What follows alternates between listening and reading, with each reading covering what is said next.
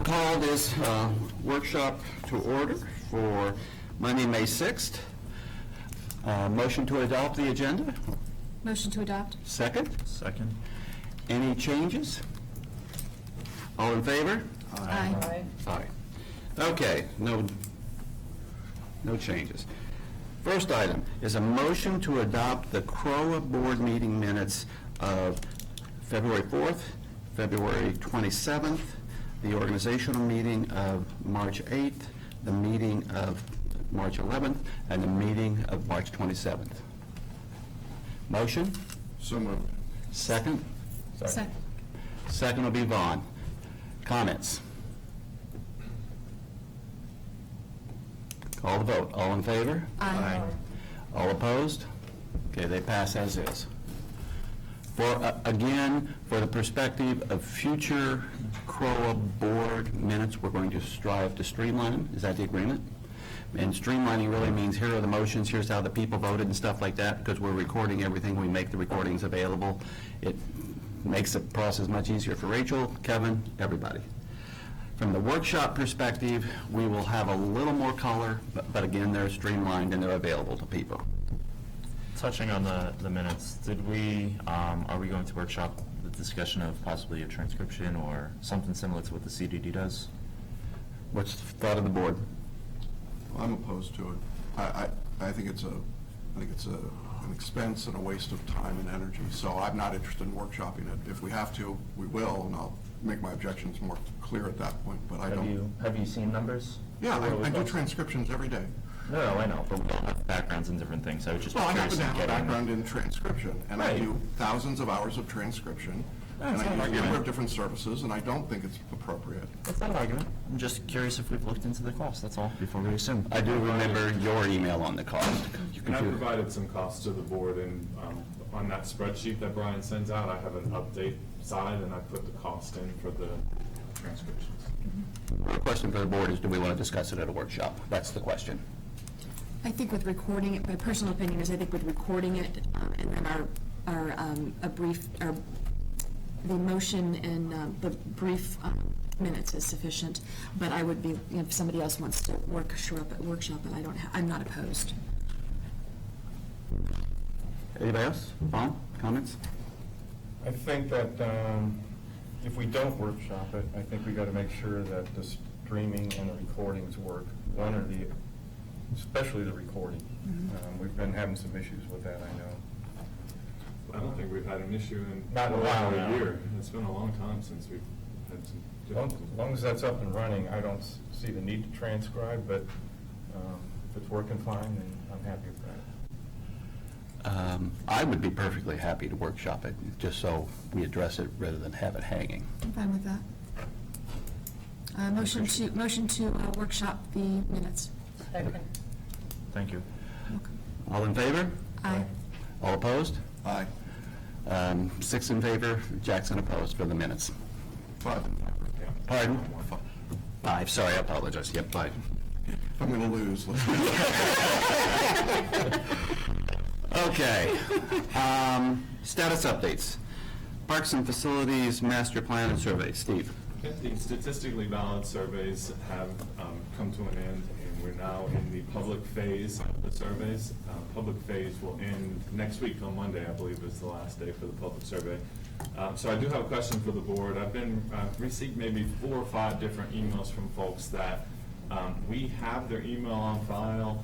We sent the survey, we're showing that the survey went to them, but they're having technical difficulties, whether it's in their spam folder or they're just not getting it. So I sent an email last week just kind of laying out my thoughts on making that survey just public and posting it so that folks that are having issue with their web or with their emails can access it online. It wouldn't be something that we would advertise. It would just be if someone says, I don't have the survey availability through my email, we could point them directly to the website to be able to complete the survey. The way that the survey is done, it's hard for us to, and JR is more technical on this, but it's hard for us to just pull it separately and email it to them separately, and they're just not getting it for whatever reason. I can tell you when I was in Seminole County, I was the project manager for the master plan there, and we posted it on all of our web pages, plus we got the cities and the county to host it on their web pages also, because we were really trying to promote participation in those surveys. Now, we do have 3 or 4 different avenues for collecting data. One of them was the public meeting, one was through focus groups, one through statistically valid surveying, and then this is the public. So each piece of data comes in its own compartment, and then it's all put together in the end by the design company. So if we were to see any type of groups trying to weigh or skew that data, it would be pretty obvious, I believe, from the respondents that we get with it being public. So it's an option for us to be able to make it available to more folks, but I wanted to get the board's feedback on that. Well, since I'm going to be vilified for being the one that doesn't want to discuss things, the survey is not an election. It's not a vote. It's not every vote has to be counted and we're going to cast them and then the winner of the survey gets what they want necessarily. It's part of an ongoing process that started before the surveys and will end after the surveys with lots of additional discussions and hearings and so on.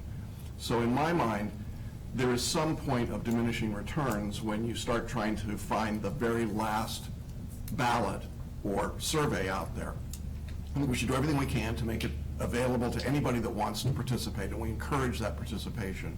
But I do think there's a point where it's really not necessary to say we've got to go out and knock on doors, for example, door to door, and say, have you voted in the survey yet? It's not what this is about. So I think we've got to keep that perspective in mind. My personal opinion is if somebody's having trouble, I would make it so that they could come to town hall, work with somebody at the front desk. Literally, a printout could be made of the survey. They could tell town hall, this is what I want. It could be put in for that individual by someone at town hall. If we're talking about 4 to 5, even if it goes to 15 or 20, it's not huge. My one question on this, and I might have a follow-up question, is if this is a public link, right, that anybody can go ahead and access, it is possible that I could go ahead and take the link that I had and then go onto the public link and duplicate my survey. Am I understanding that correctly? Yes, if it was available. So my follow-up to that is we hired a third party to prevent this issue. Is that third party getting involved and saying, hey, I'm sorry that you didn't receive it? We've been contracted to make sure we get this information. Have they been involved, or are we trying to Yeah, their contract put Band-Aids called on for them in-house? to completely manage the statistically valid survey, which they've fulfilled that obligation of the scope. This part of it was always going to be us doing it through SurveyMonkey, and we utilize the emails that we have on GenArc accounts. So if in GenArc, our client database system, so if someone doesn't have an up-to-date email, they're not going to get it. If they just choose to not give us an email at all, they're not going to get it. So we're going through our emails for clients. Now, the third-party vendor wouldn't have that information. Okay, so now are you able to tell then who has taken the survey? We are able to show who received the survey. I don't know that we can tell who's taken it. No, we don't have the result. Yeah, I don't the results think- are going directly to. Yeah, I don't think I Well, understood design. that as the way it was going to be before. Yeah, that's the way that it was scoped out, and that's the way the project was designed. You can just tap into that now and see who got it. See if I gave you a name, could you I can tell you if it was sent, and I can tell you if you opened Okay. check that online? Yeah, you can do that through survey. Did you get one? I didn't get it, and it's not in my spam folder. Okay. So, you have to go check. And I know I get the cell service and everything, so there's some kind of glitch. Well, cell service is a different email database completely. Well, it You should be sign the up same for- one. It should be the same email. Yeah, as long as we have it on your GenArc account, which when you sign up as a homeowner for your statements and those types of things, you check a box. Do you want us to be able to communicate to you through email? And then you provide your email address. Now, if you change your email and you don't tell us, you decide that you don't want to give us your email, you're not going to get that type of communication. So as a follow-up to what JR and Vaughn just mentioned, you're able to go ahead and see if it was sent and if it was opened. So at that point, if somebody's having an issue with the survey, perhaps they can go ahead and come here, physically take it, as you mentioned, and on the last day, once it's closed, review this name, they've received it, and it's been opened. If it's been opened, then we're not going to accept the the handwritten one. If it has not been opened, then we'll use that as a replacement. I guess Just because it's been open doesn't mean they were They can- able to open the attachment. Exactly. Okay. That would be my That only just tells you concern. if the email- That was going to, I would say, is it That sounds opening the separate. survey or opening It's how- the email? The survey is through them. Yeah, and- It's a Survey Monkey through Most Design, so we don't see any of that. All I can tell is when the email goes out. and Okay. if you open it. And the emails that I'm getting from the homeowners is not at all about they can't get the survey to open. It is that they can't find the email. Okay. Okay. We do have a question. What's the title of the email coming out here? What's it called? Parks and, whatever the. I think it's facilities and parks. master It's plan. not called Celebration, it's under some other title? It is under something else. Celebration.news. At Celebration Town Hall, the same as a Friday flash would come through or a special email. I'm sorry, what would be the word, the keywords I in it? remember getting it, I didn't do anything with it, but I Parks remember and getting it. Facilities Master Plan Survey is the title. Yeah. Celebration.news at Celebration Town Hall is the email address of the company. Mhm. Yeah, I have it right here. Okay. Can we have you come out, please? I just wanted to state, in case this was another way to track it. So, 709 Bloom Street. Once you do the survey, it does know if you've taken it, because if you click it again, it'll say you've already taken the survey, you can't take it again. Oh, So that goodness. may, I don't know That who would would gather that data, but that would tell I you. believe it's by computer, so it's by your IP Oh, like if I address. signed on another one, it might let me take it If you again. had that Okay, one. You found it. I didn't know, so just wanted to. Yeah, so Never it's- mind on mine, because mine came under something else. Celebration Facilities and Parks Master. Did you find Plan it? From Celebration Town Hall. And the only way you would know is there's that word "here" down there, where you click on the word "here" at the bottom. Again, it's not an issue with people not being able to open the survey. It's really just they can't find it. Recognizing it, Right. recognizing it. Okay, so should we, go ahead, Marion. What's the volume of people that are apparently having issues? I only have 5 emails so far. I mean, I'm okay with just replying back that they can come here and we can offer support since it's such a small number. I just wanted to offer some additional solutions if we want to increase participation. I think the unintended consequences of having it out on the web for public access, might be more than what we want to subject ourselves to. So since the volume is so low, I think having a little bit more controlled environment is a better idea. I agree. Okay, so the board agrees on having Steve, Suzanne, JR, et cetera, get back to anybody who's having problems. They can come in, they'll help them fill it out. I'm just wondering, at the beginning of that heading, if you put the word "important" with an exclamation point. Or survey. Too late. Yeah. Can we second it again? As a- Seriously? You're gonna send it to people who already paid. I would- I gotta say, I don't Yeah. think, well, I really don't want to skew this too much. Yeah, That's my I'm with fear. you. Yeah, I agree. what you might be finding, because we use SurveyMonkey, we survey people endlessly, with my organization, is people open it and delete it without really looking at it, and those might be the people who then can't find it when they realize, oh, I should have. So to just help them through that is probably, I think, our best option. So why don't we send an email saying, why don't we have Town Hall send an email blast saying, there's one more week to fill this out. If you're having any issues, please call Town Hall and we'll be happy to To assist. assist you. And then it's out there, we've at least done our duty. Yeah. And if we end up with 25 people who come in here and we help them, it's worthwhile. And I would add that to maybe put the date that the email went out so they can do a search. And Yeah. put the title in there Yep. of what to look for and the date it went out so they can go back maybe in their junk trash file or wherever it may have went. Okay, anything else on this one, or we're good? Is that okay, Steve? That's fine. Okay, Steve and Vaughn, Osceola County Agreement. You want to start, or you want me to start? Oh, feel free. Last week, Vaughn, David Anderson, and myself met with the county officials. They had the county attorney there, Commissioner Chowdhury, and Beth Ann Knight as the deputy county manager. And Tom Slayton, our legal counsel, was there also. And we pitched to the county what public use should look like from a recreation standpoint. Talked to them a little bit about what industry standards are for public usage and how typically public usage would just be open green space, trail space, playgrounds, restrooms, those types of facilities.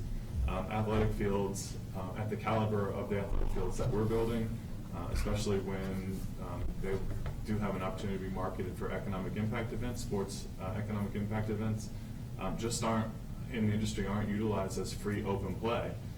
And those fields that we're building here are comparable to Austin Tyndall, which is in the county's portfolio. So it just didn't make sense for those to be open and free. And the county officials agreed with us on that and have rewritten the agreement with the two attorneys both chiming in on it, and sent us back a copy that was forwarded to the board last week. So the board should have had an opportunity to look at that, review it. The county will be voting on this agreement on May 20th at their meeting, and they're looking for some consensus from the board with hopes for approval from this board either today or on May 22nd, depending on what direction the board wants to go. Okay. Would you like to add comments first, and then I'll go?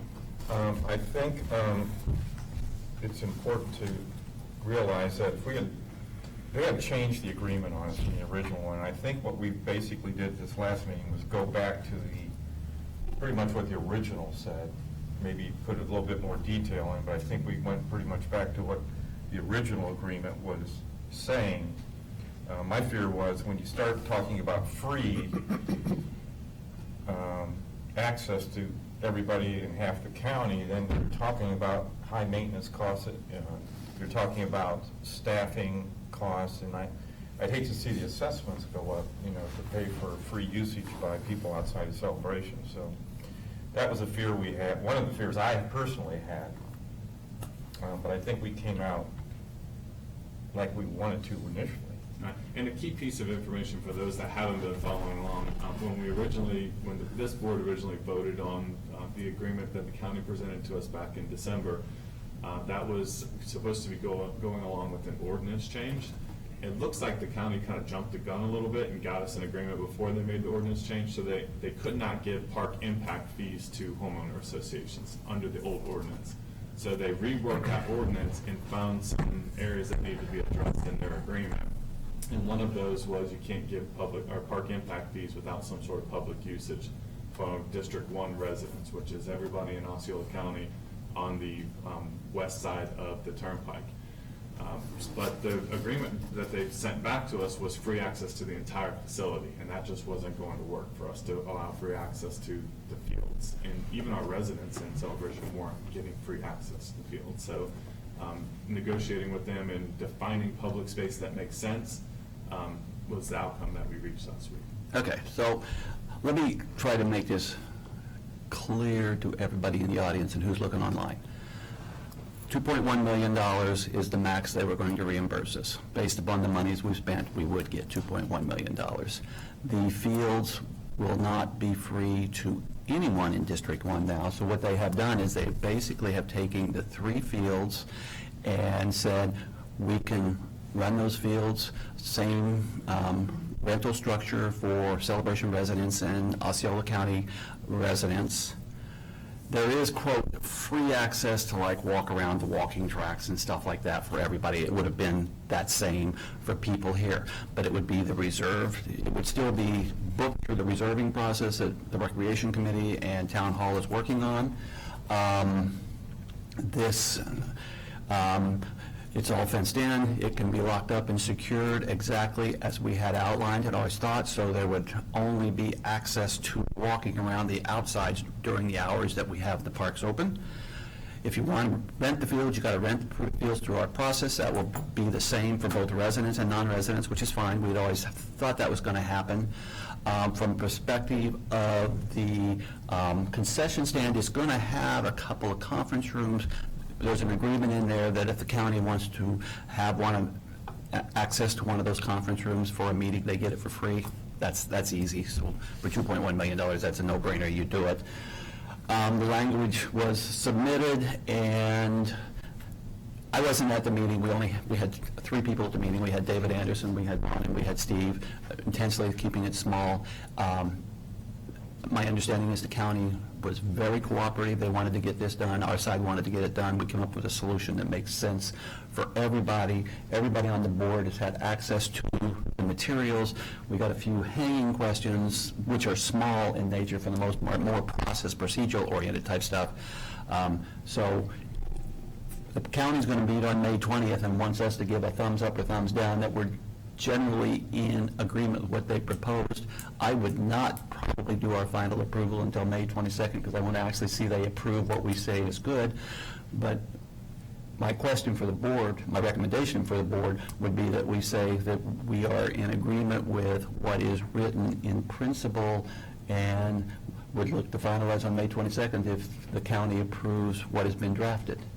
And I'll open that up for And comments. Just one more item real quick on that. Every trail system in Boardwalk within Celebration is public access right now because they are the tax and district dollars, government dollars that were spent on that. So this would kind of be similar to that, but we could close it down during park close hours. I think this is also important, is working this agreement out with the county, because down the road, we're looking at that open area at the end of the synthetic turf field to convert that at some point into a tech park. And Steve can explain more what that is. And also, maybe down the road, seek funds for the North Village connection so people can actually walk from North Village and cross over into the athletic complex over there, which will also have a gate at that end when, during closed hours, it'll be gated as well as the entrance from the library side. But so we're still looking to cooperate with the county down the road for other funding. And for the sake of stating it, the order of prioritization is the following. Item number 1, the first priority would be Celebration Residential Owner Associations programming / athletic groups. You know, that would be youth soccer, adult soccer stuff for Celebration first. Second would be camps, clinics. We've always had an intention through town hall, you know, if Disney ESPN is running a professional type event and they want a practice field and somebody wants to rent it, God bless them, we'll let them, we'll work with them. Third item would be Osceola County Commission sponsored events, which would be soccer tournaments, et cetera, that want to rent the fields. The fourth item would be residential rental. So basically, this is pretty consistent with what we've had all along.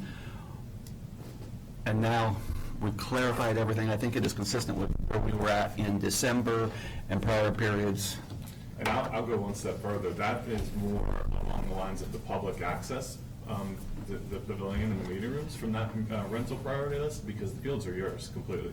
They are isolating the fields from this agreement. You can change that if you wanted to for how you rent the fields. At any given point, you can say, we don't want these fields to be rented for economic tournament, and it's completely up to you what you do with the fields. It makes sense right now to be able to bring in some revenue to offset your operating expenses for that complex, but you'll have the flexibility to do what you want with those 3 fields. I think it's important, too, to acknowledge that with that, we also have the right to be able to protect our fields Sure. with encasing it. We don't lose the right at all to do that within this agreement. Right. And I walked it yesterday. The field's got a fence all the way around it and everything now. It is secure. We've talked about cameras and that. So specifically, I'm going to ask each board member, nod your head yes or no. Do you have any comments so that we can, or at least ascertain we're on the same page? I'm good with the way that it is. Kevin? Principal, yep. Marianne? Yes. Jackson? Vaughn? Yes. And I know David responded in an email that he was good with it. So, please come up, Dory. And anybody else in the audience who wants to speak on the subject, we'd be glad to hear from you. And down the road, we are going to be having to look at how to staff that with somebody from town hall to keep someone there, to keep an eye on the place, because you never know what's going to, you just can't leave that open to everybody and not have some kind of monitor up there. We're not sure what level that would be yet, but that, and also, we'll talk about it shortly, but the basketball courts as well, having somebody down there, while it's open, or during the major hours. So that's going to be another thing. We got a couple staffing areas we have to look at. And I'm bringing you a proposal for a gate before you even get to it. Okay, let's go there. Dory? I just was, since I'm privy to what the contract information you have, my question would be, if you go into this contract agreement with them, on maintenance and ongoing maintenance, is that shared with them? No. Okay, then the second thing is that if we rent out to other entities, those funds go back to CROA. Yes. You're having- So it can be public funds going to a private entity. Yes. Absolutely. Absolutely. There's a language in there that says you get to collect, charge whatever you want, collect whatever you want, that's all yours. Everything comes in from the fields, it's CROA's. Well, meeting rooms and all the rentals out there. To be clear here, And as far as, when we have staff on, that, we pay for that, that's Yes. not shared, so all of that, all these expenses come back to us. That's why we. well, no, okay, Rental fees. but let me answer that specifically. All those expenses were coming back to us if we didn't take the public money. So nothing, it's important here to understand, nothing has changed, but what has changed is they've agreed that the fields are ours to set the rules for. We will just treat everybody consistently. So we're not worse off. We were going to rent them out anyway, and we were going to have the maintenance. So none of that has changed.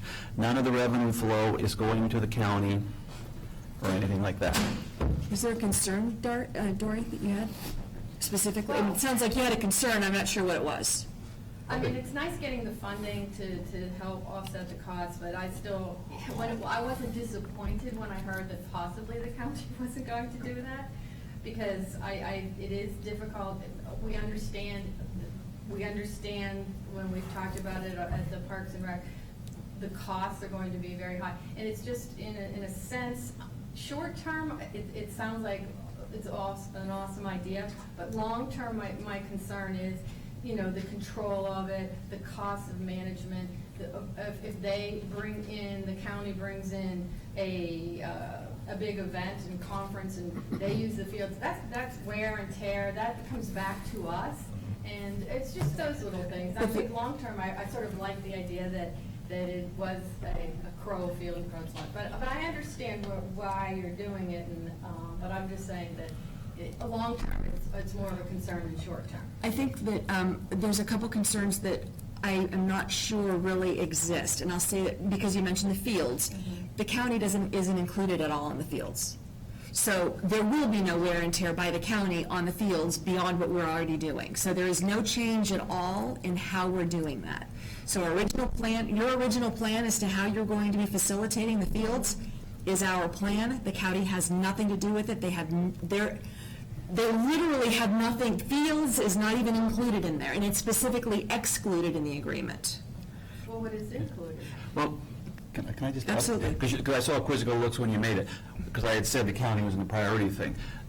County events are in the priority thing, meaning the county could go to town hall and want to reserve, put down deposits, rent the fields and everything like that. So And you could say no, you could say. it's we not can valid. say, no, it's already booked or stuff like that. So the county does not have the ability to say on June 11th of next year, we get the fields. They don't have that ability. And that's what. Can I give another explanation to this?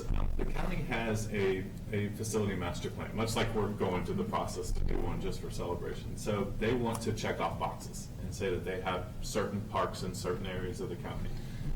Their park impact fees specifically go towards what we would describe, or industry would describe more of as a neighborhood park, a passive type park. And that is an open space where you can kick a ball, throw a frisbee, whatever that looks like. That is a trail where I can walk up and down. That is a bathroom. If they really want to call it a trailhead more than anything, because they're interested with this 1 cent sales tax, transportation, to build some more trails. So by calling this a trailhead, it would offer those facilities, not the regular scheduled athletic play on those fields. Now, industry standards for going to a passive neighborhood park, people will usually go anywhere between 2 and 5 miles to go to that park. So our residents will utilize that park because they're within the 2 and 5 miles.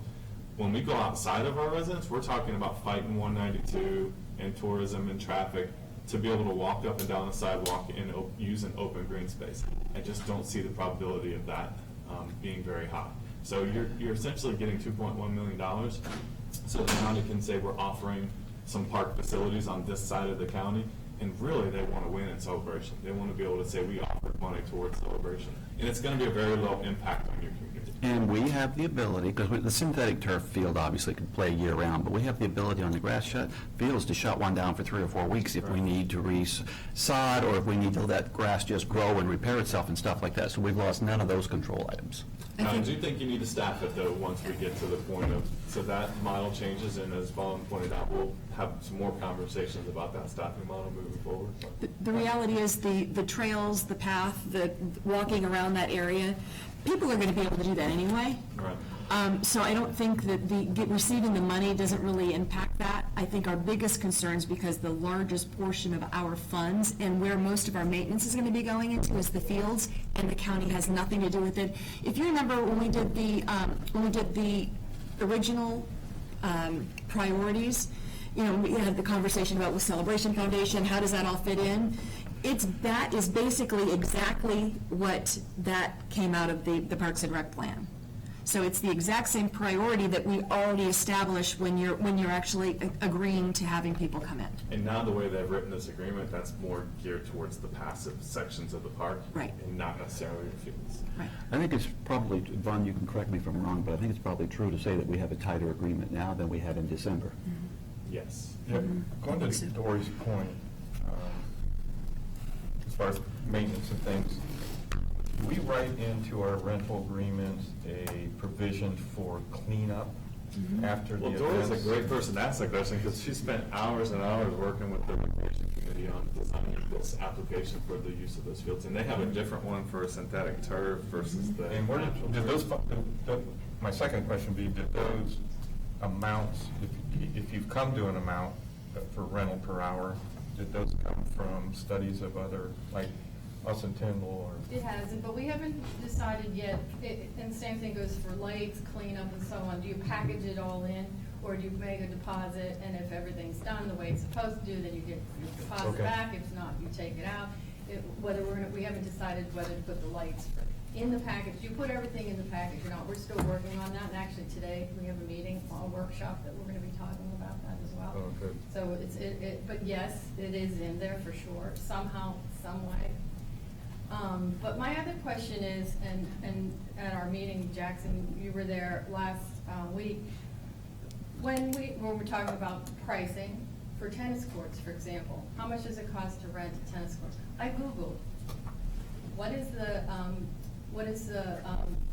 tennis facility rental near, and it popped up to prompt you, near me. Well, Lakeside Park popped up. So, and we know the growth in West 192, and thus I'm sure why that Osseo is interested in helping, perhaps helping to say that they have parts on this. But when visitors, the thousands and thousands and millions of people that come to Orlando, when they're prompted to possibly soccer fields or AstroTurf field, this is going to probably be prompted, and they're going to come. People are going to come. So we have to, if in fact we are going to go with that plan, I mean, we have to make sure that, as you were saying, Steve, that it is monitored all the time. And then are we going to say to those people that come to the fields that want to just do a pickup soccer game that live or visiting in the county, yes or no? I mean, that's going to be an interesting situation to come to resolve, is how, when we're opening it up to the county as well as a park, that it is going to be opened up to the county as a park. So I don't know. It's going to be an interesting dynamic. As managing facilities in the past, it's really nice to have an open green space if someone's on your field, because instead of saying, get out, you can't play here, you can go and say, hey, we appreciate you being here. You can't be on the field, but we do have this wonderful open space down here that you can kick the ball around. But it is going to be fully managed, so I mean, it's going to be an interesting dynamic, and I just think we can make sure we dot all the i's and cross all the t's. It was going Thank you, Dory. to, every issue you just described was going to be there whether we took the county money or not. Oh. I'll just say the fee matrix that the Recreation Committee is working on is complex, and if you're interested, this afternoon's meeting workshop, I think, is specifically on that. We've kind of narrowed it down to. What time? It's at 4:30. It'll be here in the 851 building. I would say that trying to figure out the various categories of users and categories of services and fields that might be done and what you charge is significant. And the package that the committee has put together is really impressive. I mean, they've done the research, they've done the studies, they've been through it, I don't know, a bunch of times at least, 5, 6 times. So we're coming, I think the committee is going to come to us as a board with something that's going to really be a finished product that we are able to say, okay, go ahead and implement this when the fields are ready to go. So they've done an incredible job with that.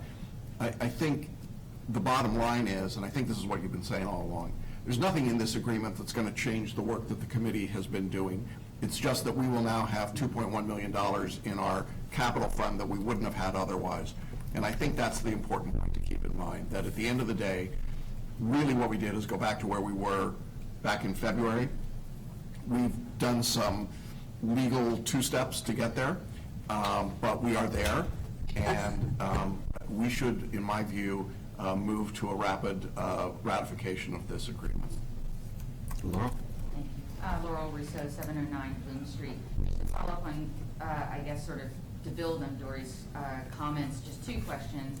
Sort of regardless of who's funding the fields, the concern is injury, et cetera. Is our insurance very robust? I always worry in athletics in terms of injury, a lot of times based on the condition of the field, if it's maintained well, all of those types of things. You hear a lot of litigation of that. So the robust insurance would be one thing.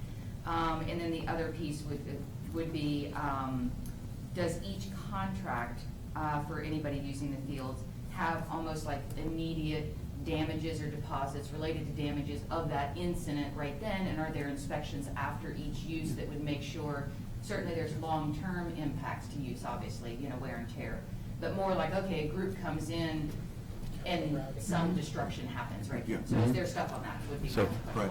question. Those are great questions. Those things have been discussed by the Recreation Committee. They are part of the proposed package rental form agreement. There are deposits that have to be made. There are inspections that have to be done. The insurances are part of our overall insurance package that we are going through as part of the charter. So I think that we're being prudent and fiscally responsible with the implementation of a $4.5 million asset into the community. But what I would add to your answer is on the insurance stuff, I had asked Susan, it was in the request list on the thing, to actually have our insurance agent come out and walk the field.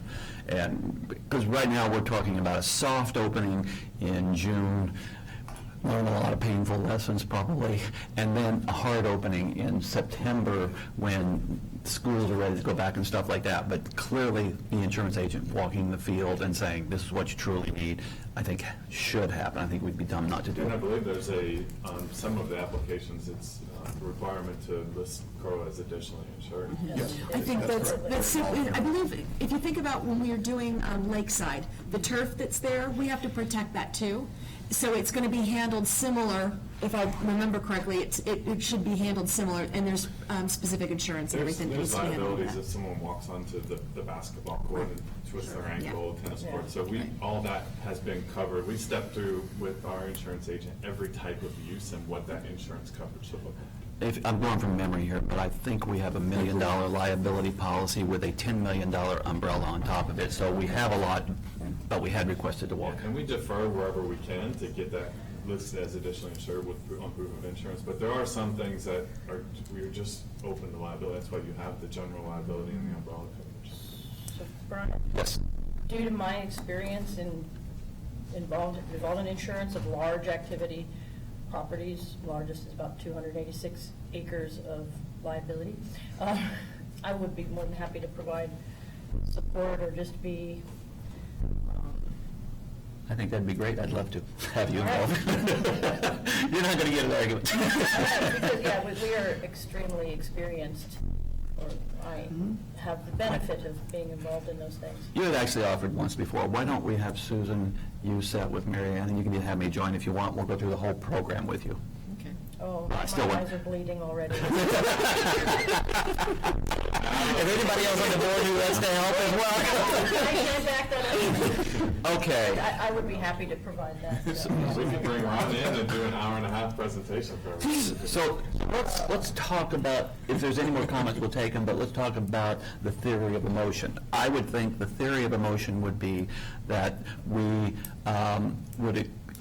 emotion would be that we would accept the terms as In the redlined. four corners of the document. Or I could take just back to the With no beginning and say, changes. all 6 board members that were here today gave consensus to move ahead, and they'll ratify and approve at their May 22nd meeting. I'm good with that. Well, I was just trying to make sure that it doesn't change anymore.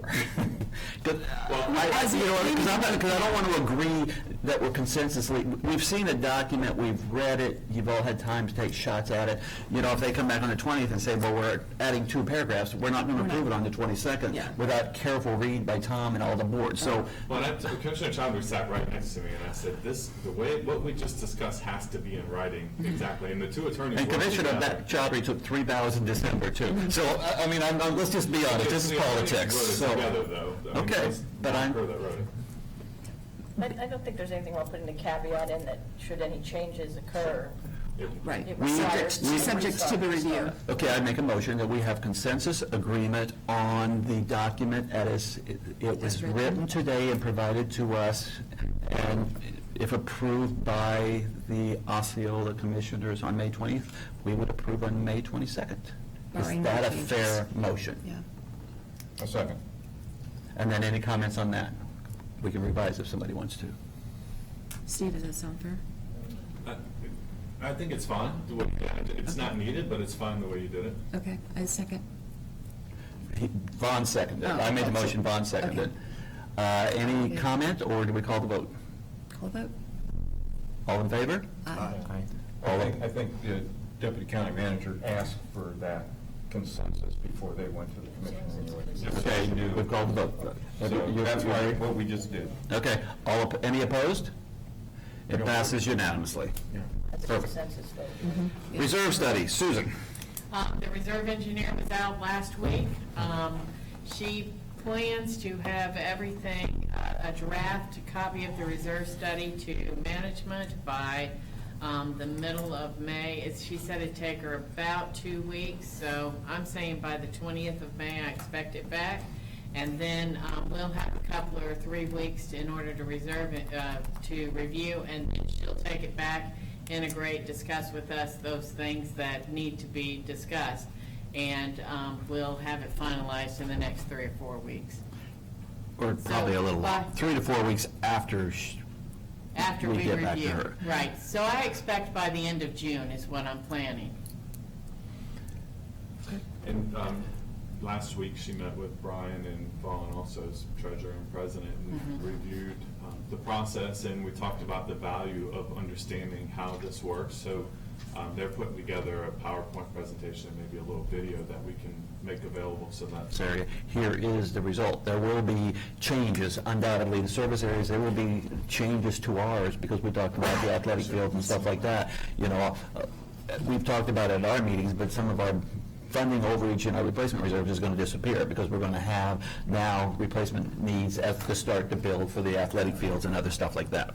So just one quick clarification. Artisan Park service area uses the same engineer, the same reserves company, but has a separate reserve study, and it runs, for reasons that are inexplicable, on a different cycle than what we do. So she'll be back next year to do Artisan Parks, but the CROA properties within Artisan Park will be included in this reserve study. Absolutely, yes. And they have an opportunity, if they see fit moving forward, to align it with.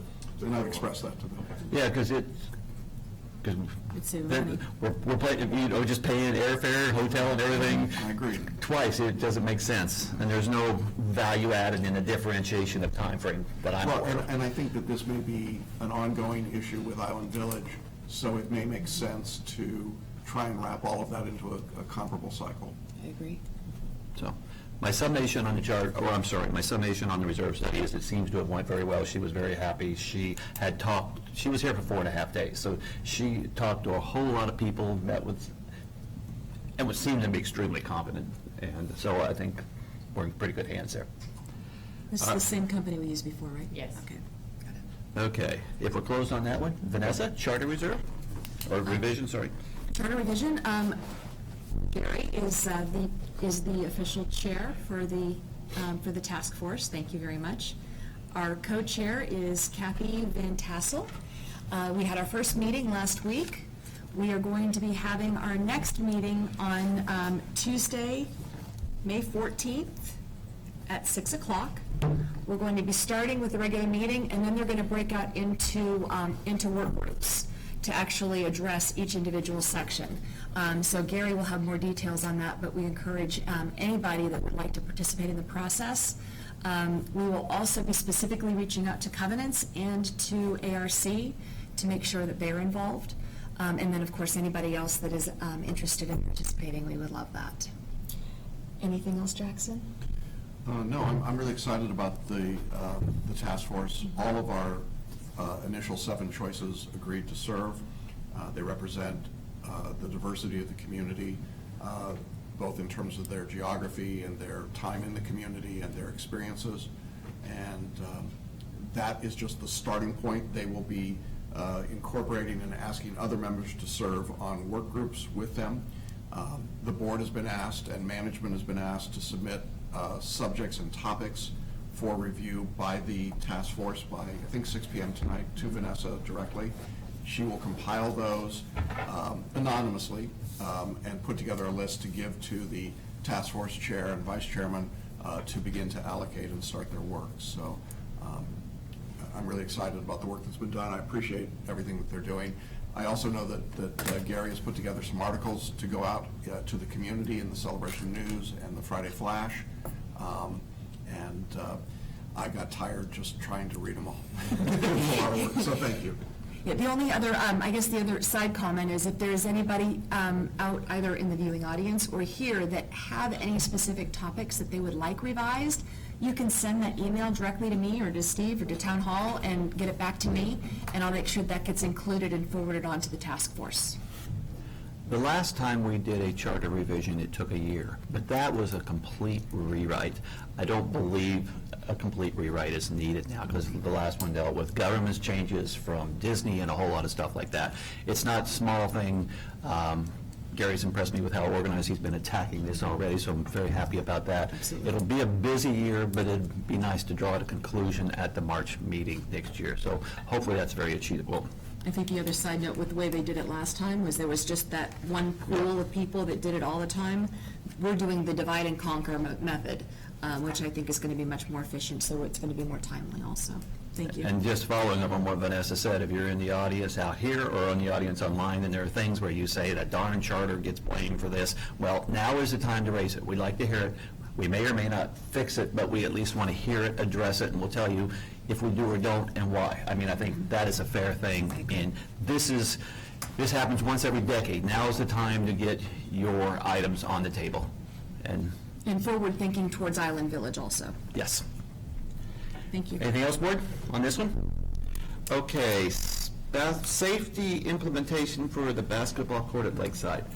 Steve? Yes, Or- it's been a couple of weeks since the last board meeting where there was a discussion and a lot of public comments on the basketball court. Last week, we asked our park monitor to kind of double up down there and have a stronger presence. I know Nikki Patton, our parks manager, has been down there quite a few times. I spent some time down there last week interacting with the residents there, the teenagers and the kids, had some good conversations with them. So my opinion on this, after doing the analysis and looking at it, the most efficient way for us to manage the use of those courts is to program the use of those courts, meaning when is the appropriate time for kids under the age of 16 to be able to play pickup ball? When's the appropriate time for more of the teen, young adult crowd to play pickup ball? And what are the rules for that pickup ball? And then when is time where you can just go down there, take a ball and shoot at the hoop and nobody can kick you off or ask you to leave so they can play a full court game. But to do that, we're going to have to staff it. Requires more monitors. But I think we're getting to the point now at that park where we're fully programmed with tennis programming, aquatic programming, and hopefully basketball programming. So it makes sense at this point in time to look at a park supervisor there, someone that's stationed there and that can make sure that the operations of all those athletic programs are running okay. But right now, we do not have it budgeted for additional costs. I think we're minus $200 around there for the monitor staffing charges, so we would need to get the board to approve an increase in the budget. And I don't know if that's the time to do it now, or to wait until after our May 20th conversation on overall staffing changes. I know Brian and I and Steve talked briefly about this before, about staffing down there. I mean, it's grown to the point down there where you have the pool area, you've got the tennis courts, you've got the basketball courts, and there's a lot of activity going on down there. And we looked at what Steve just mentioned, staffing that during open hours down there and full-time. And also in conjunction with the athletic field, I think we felt the same thing, was we just can't leave that multi-million-dollar facility down there without a full-time monitor there to keep the fields free of people coming out and some, hitting golf balls or whatever happens to be and tearing the fields up. So I think this is something we really have to consider as far as security, ensuring that fields and the courts are used properly, safety, in case there's an emergency, we got somebody on hand. I'd also like to point out, when I was down there, it was around 5 o'clock, there were a lot of 10, 11-year-olds playing.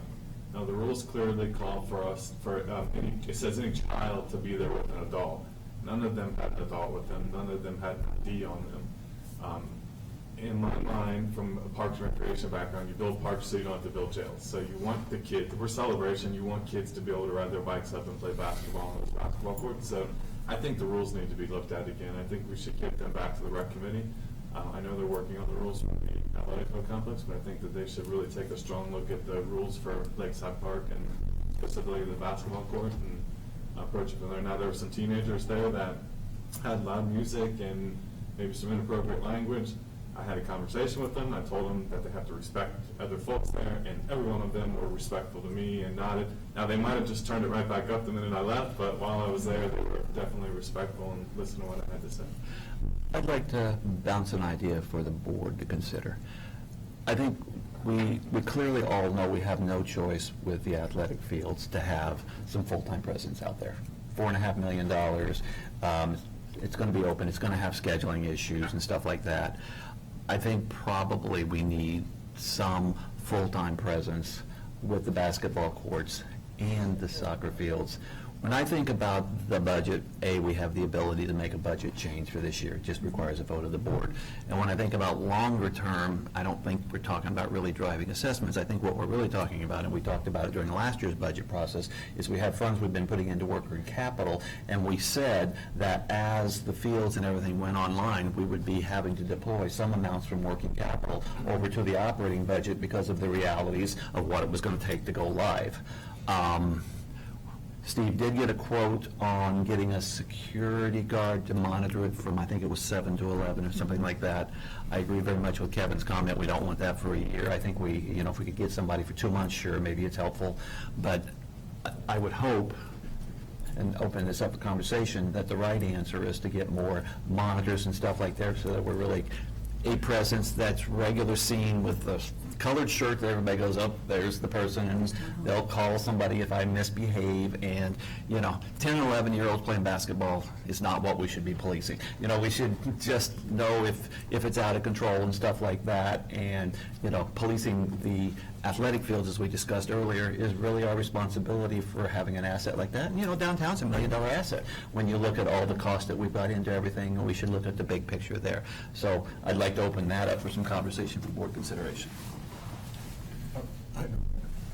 I really appreciate the focus on programming versus policing. I raised my objections to the idea of policing in a way that might be problematic. I don't think it takes a lot of imagination to recognize that if there were to be a problem with policing and it occurred in Celebration, we'd be seeing it on The View and Good Morning America and every other news story around the country. We don't get the luxury of anonymity here. And therefore, we also have the responsibility to be leaders in best practices.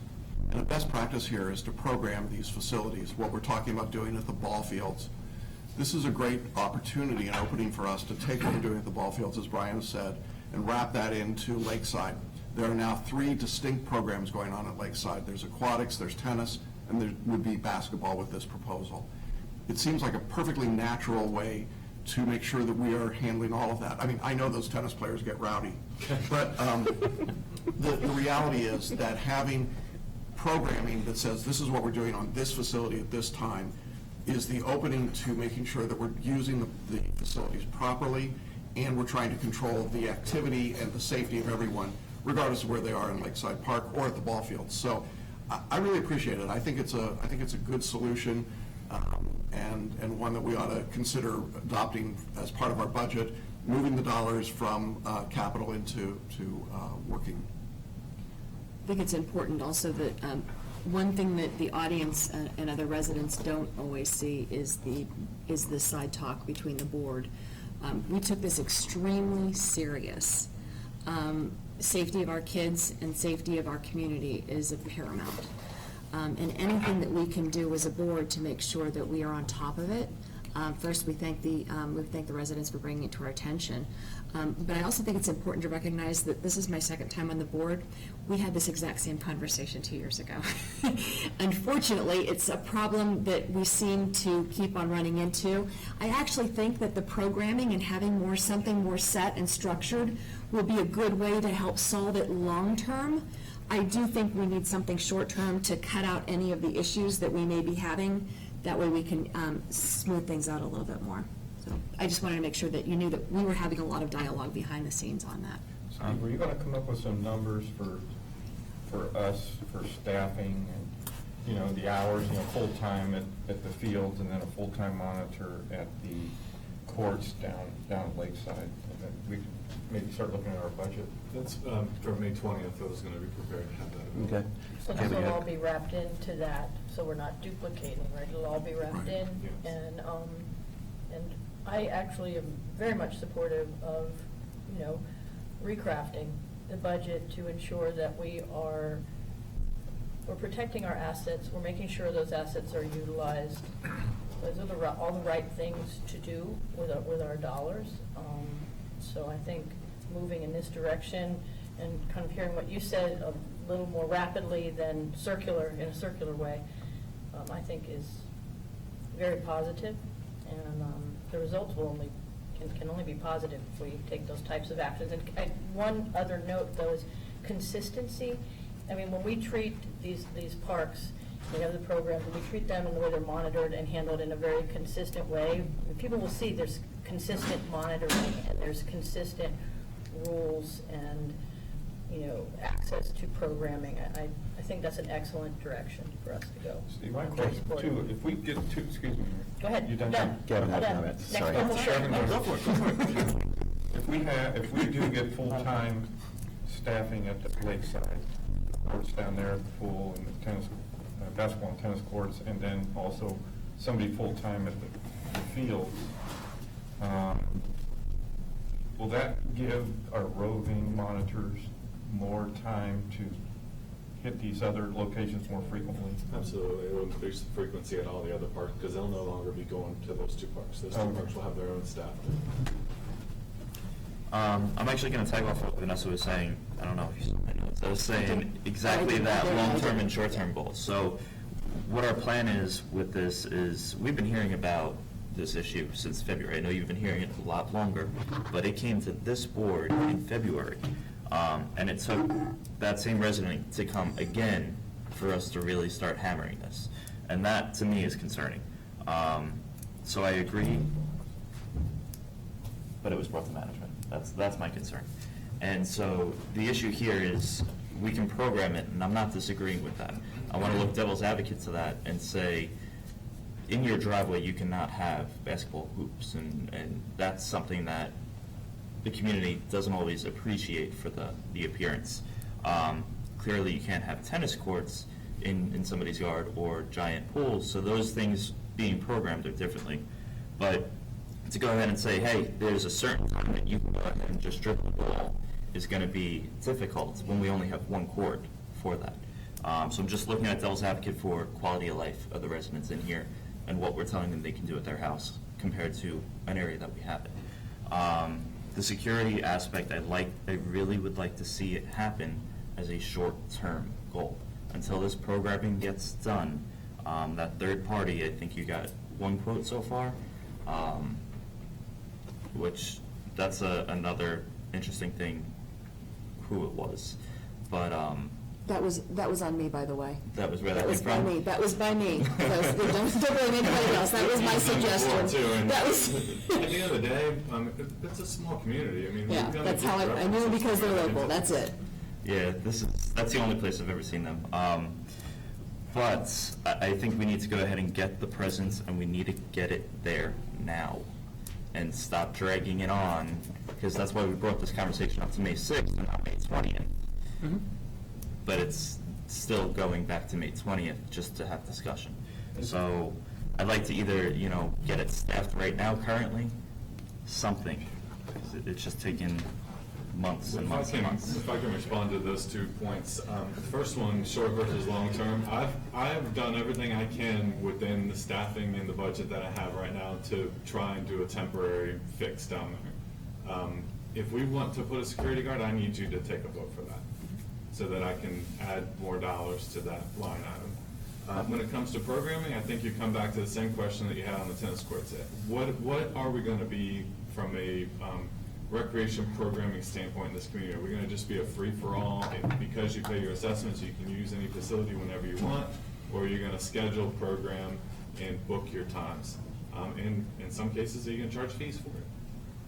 Steve, I got a question. If, say, May 20th, you come to the board with your numbers on the staffing increase, how long would it take to get that in place once it's approved? Well, right now, we Training. have an open aquatics manager position, and that's one that I'm tinkering still with my team here, but that's one that maybe could be a park supervisor for that facility. We would need some additional monitors.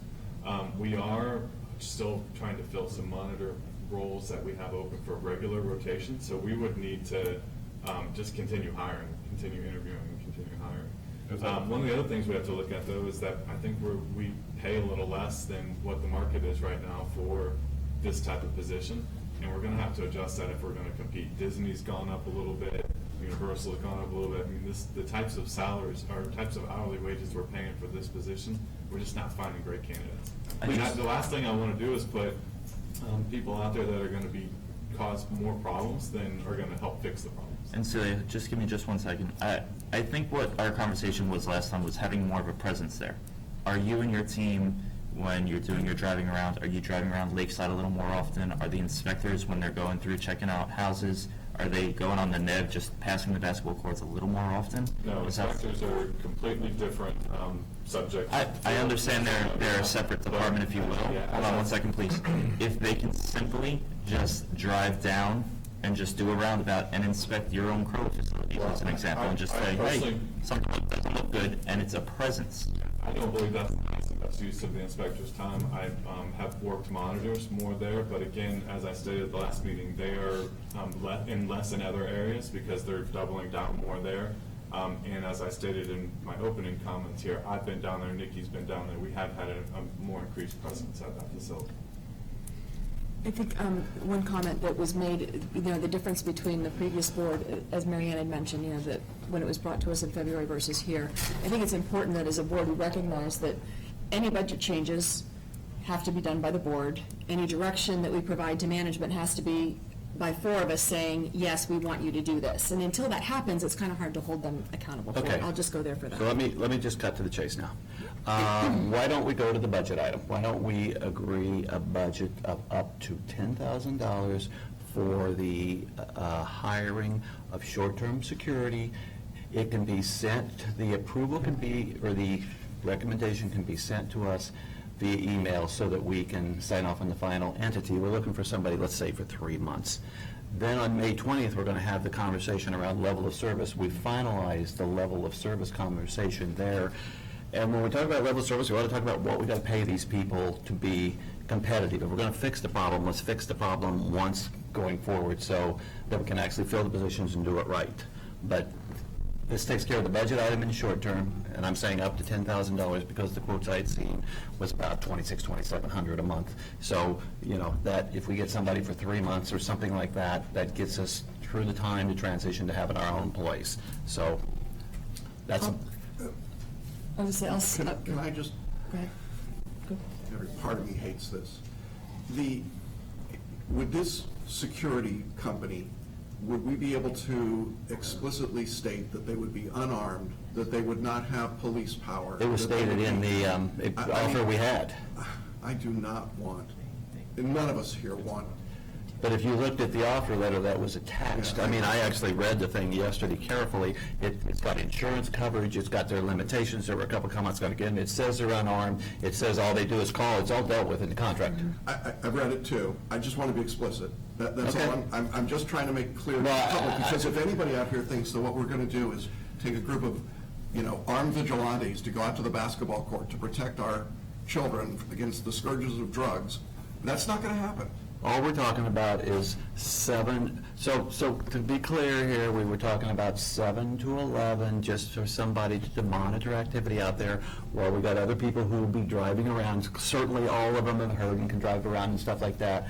May 20th, we get the level of service conversation going, and we're going to get to you. And then, we're implementing a solution, but it will take some time.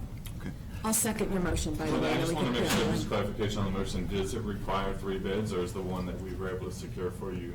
I'd like to see 3 bids. Can I speak before you make Yeah. a motion? Go ahead. Okay, thank you. Celia McFadden, 1007 Celebration Avenue. You're talking about hiring security, which is fine. Steve, you go down to the park at 5 o'clock at night. I pass that park when I come home from work, which I shouldn't even say because my husband has a fit that I even go past that area. The trouble is after 11 o'clock at night. The trouble is not at 5 o'clock. I mean, I brought it up to the attention back in February, or back when we had a meeting, that I was there at 2:40 in the afternoon, and there was a large group of people there. I think it's getting out a little that we're gonna get monitored, we're gonna get ID'd, and a lot of our children, I even brought it up with my son.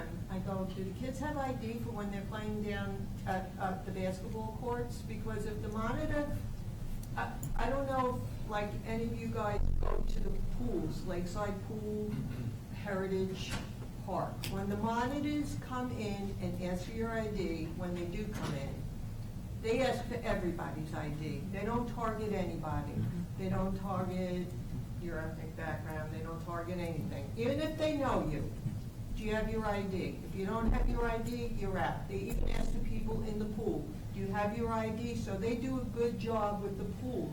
The basketball courts need to be monitored later than 11 o'clock at night, because there's still teenagers that don't have to be home at 11 o'clock at night. And I'm not saying that it can't happen anywhere else in Celebration. When the soccer field's open, that could become the new hangout. Something has to be done past 11 o'clock at night. I mean, I guess, where do you end it, though, I guess is my question. Do you where have you any end it, yeah, I don't mean, know where you end it, yeah. that's the problem. It's hard If we're trying to prevent something that we don't want to happen, we can't monitor the courts 24 hours a day.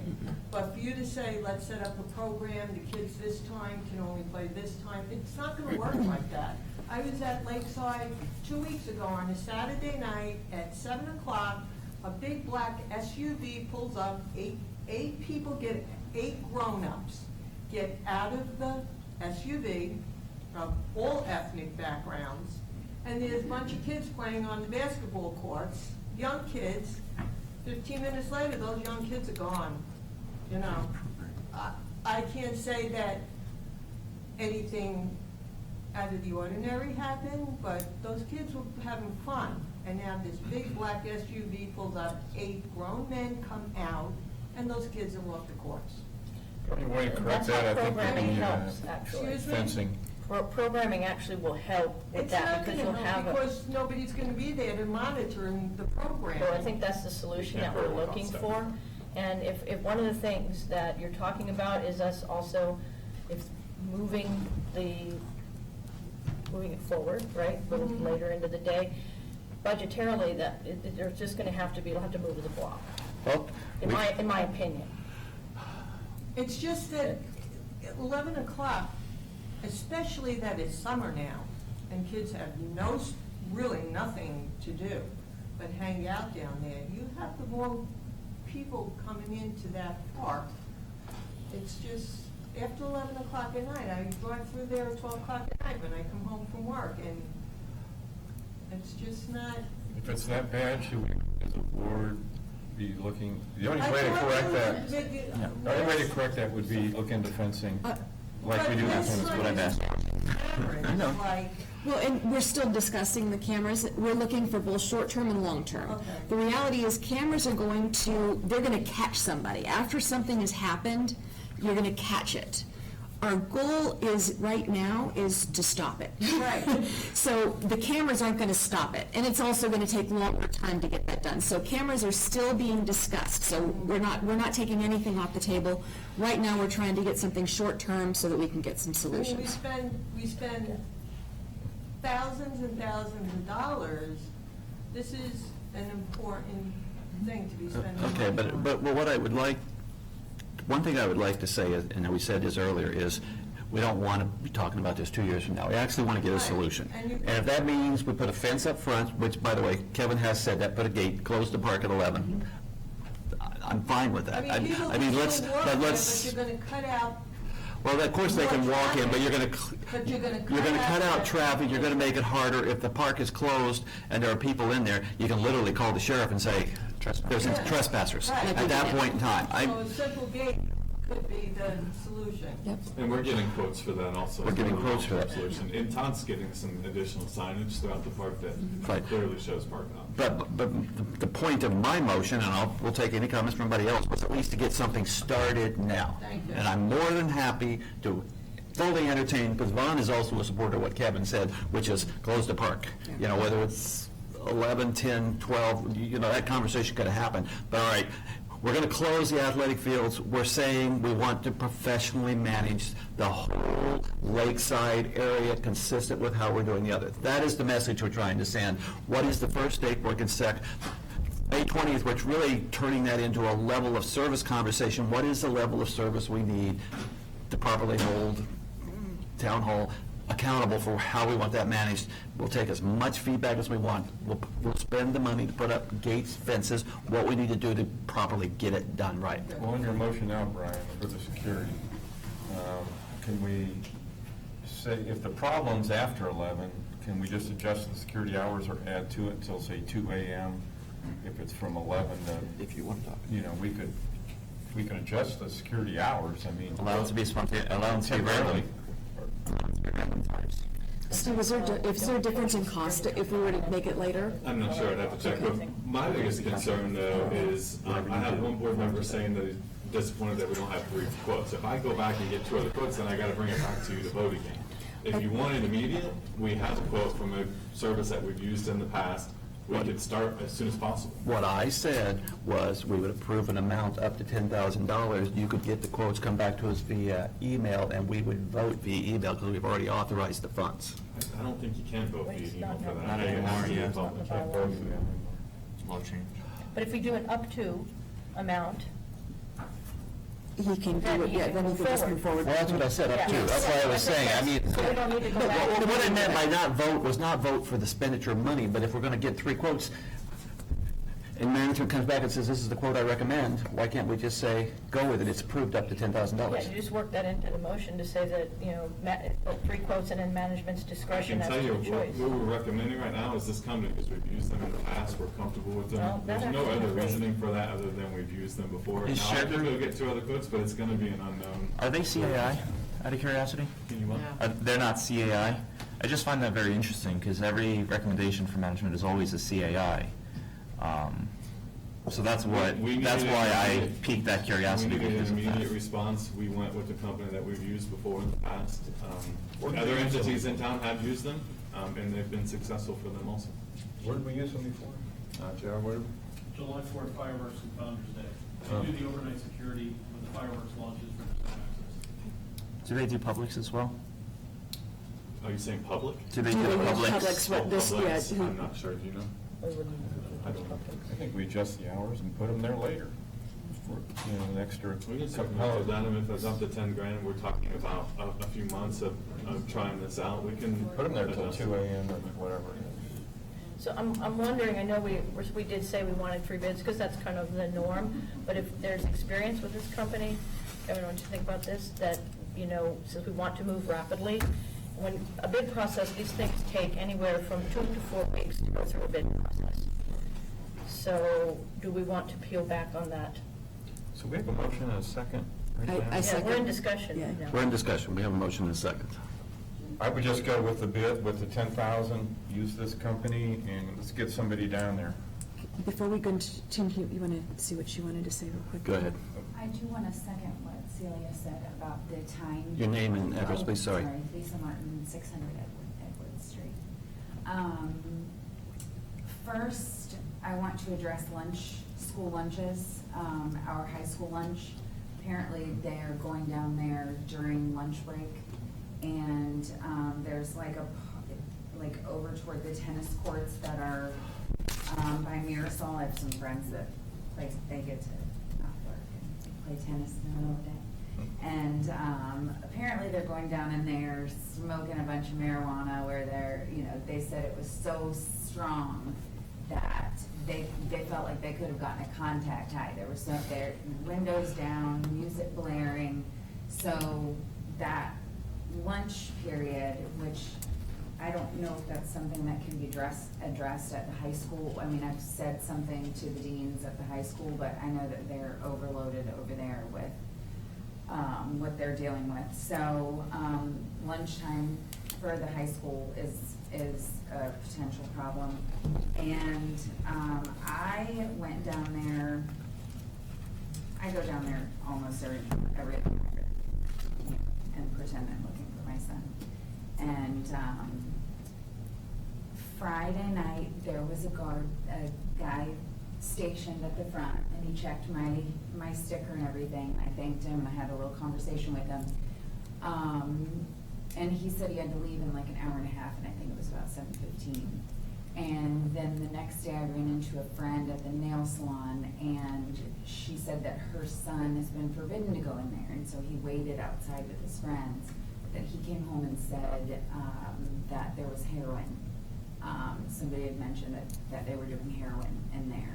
So that must have been after, and that must have been after the guard had, or maybe he was just sitting taking IDs. So to me, it's coming from, I mean, I trust the source, but that's really scary to me, that, because marijuana brings one tiny set of problems, heroin brings a whole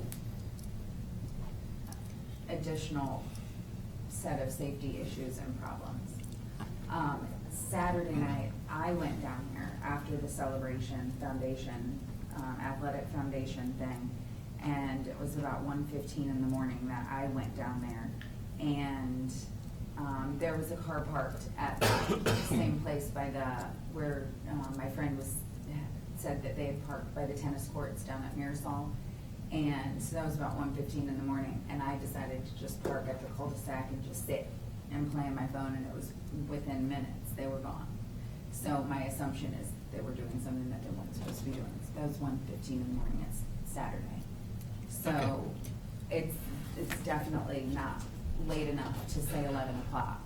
And I don't know, it's. Thank you very much. It is helping. What you guys have done is helping, and I appreciate it, and I thank you. But it's, I don't know. Okay. We need to move that block to later, I think. Thank you. I have one thing that I can say, and this is not against you in any capacity, and I'm only speaking for myself. and this is why I think this board is taking it very serious, but I'd like to prevent our residents that live in the community from having to be the patrol. I understand the passion behind it and the goal. I think that is what you would fear more than anything else by the comments that you've been making. And that's why we're trying to be very serious and take care of this on the management side. Because the worst thing that we could have is an interaction that we don't want to see between a resident and possibly another resident. Yeah. Okay. I agree. And I just want to say this. It troubles me a great deal to hear you talk about heroin usage that you've not seen firsthand. That's hearsay. May be true, might not be true. And we've now given rise through this forum to that discussion, and I suspect we're going to hear more about that as a result of your comments today. And that may be precisely what you'd like to have happen. But if it's not accurate, on the possible chance that the information you got was not accurate, we're doing a disservice to the community by claiming that that's what is occurring. And I would just ask that we be cautious and thoughtful. I appreciate that you bring it here to us and don't post it on social media, although I have no doubt it'll show up on social media, or maybe already has. But I'm really concerned that in our desire to protect our community and our children, that we overreact and we make things out that may not be true. And you're a school teacher, correct? Correct. Your students have sometimes told you things that were exaggerated, correct? I mean, once or twice. I mean, I taught for a couple decades. I think once or twice my students exaggerated to me what might be going on. And I'm just worried that that's not the way that we should be addressing this problem. So that as we, as a board, make our decision about what to do, let's not make it on the basis that there might be heroin there. Okay. Thank you for your comments. Let's move forward. So, there's a motion on the table to approve up to $10,000 for a security firm for a short-term period of time. Are we establishing the hours or letting Well, town from what hall? I'm hearing, it looks like it needs to be 7 p.m. to 2 a.m. I'd like to talk about those offline and not publish the hours that we're Okay. going to Yeah, discuss. I'm good with that. Yeah. And we're talking about a 3-month period of time for this security? Yep. During which time we would be moving towards a programming, fencing alternative as well. Fencing. Long-term. A long-term solution. In other words, this is not an ongoing, continuing resolution. Correct. I don't think, if it was 4 hours before, if we take 4 hours, 7 hours, $10,000 will not be enough money. I can tell you that right now, having read the thing and knowing on a per hourly basis. So we might as well make the authorization. I might as well amend it for $15,000 if we're going for a 3-month solution with expanded hours while we implement a second the longer-term amendment. solution. That's what I'm going to say right now. I'll second the amended. Call All the right. question. Call the question? Yes? All in favor? Aye. Aye. Opposed? No. We got 5 yes, 1 no. Can I just make just Go ahead. one side comment? I think it's important to recognize that we're a homeowner association. Social issues are really hard to address from this forum, and I actually don't think it's even our responsibility. That's not our place, that's law enforcement place. So we're in a really uncomfortable situation in this, but we also recognize that if we can do something to protect an area, that we should do it. But I also don't want people, residents, to be over-expecting the results. That's not our job, that's not our role, and I don't want to I want to make sure that, that everybody's understanding that. I'm done, thank you. No, that's fine, but we also got to remember Lakeside and the athletic fields are our properties. But I'm talking about social issues. So social issues we Social can't issues cure. are not I something agree. that we can deal The with. misuse of our property. Yes. Okay, I'm going to roll because time is flying. Athletic field change order. Yes, Duke Energy had the submission back in October, and unfortunately, when you're working with Duke Energy, it's the only electric company around. You don't get to pick which company you're working with. They did not respond back with the proper equipment that was needed, electrical connection that was needed until just last week. And it requires an additional amount of $8,000 to get what we need to get the transformer set up and hooked up. So this is one of those unexpected change orders through the process of construction. But you have to have it to have power. You just won't have power. Motion to approve? Second. Marion can have it. That was Brian's good. motion, second for Marion. Any other comments? All in favor? Aye. Any opposed? Passes unanimously. Advent Health sunscreen. Be timely.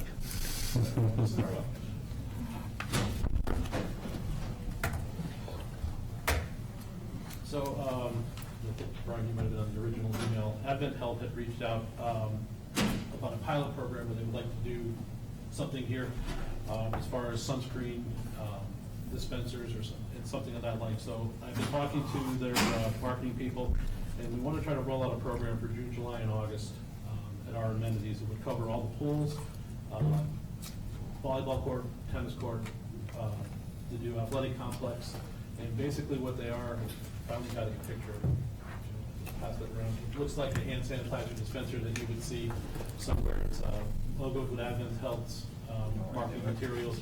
It is a SPF 30 copper tone sports sunscreen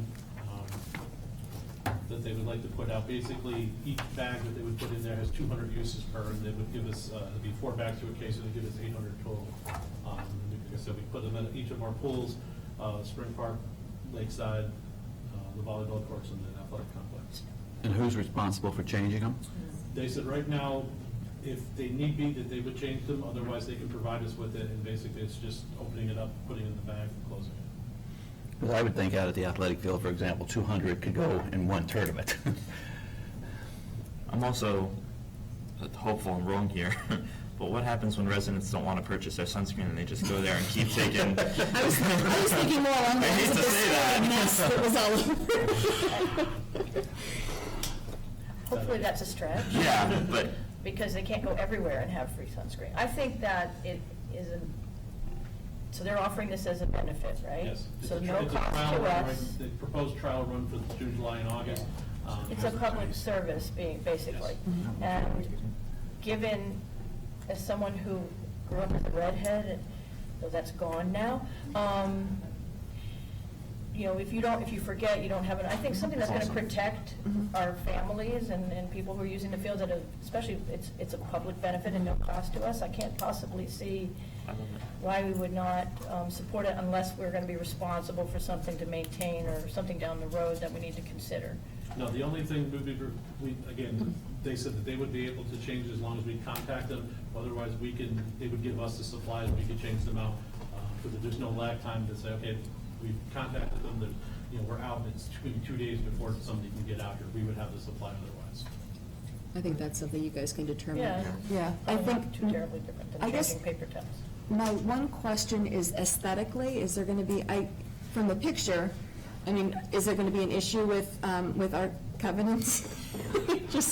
I'm just asking, I don't know. That's why, I mean, because when you think about some of our rules and regulations, are we going to be getting, He says, okay. not a problem? Thank you. Unless you put it in your front yard, then expect a letter. Yeah, I just want to make sure that we don't end up getting lashback because Does of anybody the have any concern aesthetics. about the advertising aspect, and if it's gonna open up a door? I think for Advent other Health stuff? is it's part of our. Well, they are, but still, yeah. it's a huge, I thought it'd be a little thing with a little, that's a whole big stand thing, right? I think it's similar to Purell dispensers in its size and scope. Yeah. So that's not over, I mean, when you think about the ones you see out and about. I think he means the advertising display. But that, I thought that was just like a. I mean, this was like a whole floor thing. It Is comes it the up whole, about it's the this whole, high. is it a whole floor thing? Is that How- really how- something that's No, on it, or did it's they just a just stand. put The it picture out? that's on, it's just a stand. So it's, Can we It's not have- the, yeah, That's- it's that whole thing that would be displayed, right? Correct. Yeah. And it is pretty tall. I think it's a case-by-case basis. We're not necessarily, you know, if somebody that's a community partner wants to offer us something and they're a good, wholesome community partner, it's no different than when Chick-fil-A gives out gift cards as a, I'm going to motion to approve the use of the sunscreen dispensers. I'll second. And why don't we do it for a period of time? For 3 It months. is. For 3 months? Yeah. I'm fine with See that. what we think. Yeah. Okay, we have a motion and a second. All in favor? Aye. Aye. All opposed? said aye. None? Okay, passes. And I have to excuse myself for another. 3 months. meeting. Yep, Thank you. thank you. Okay, let's do the holiday concert.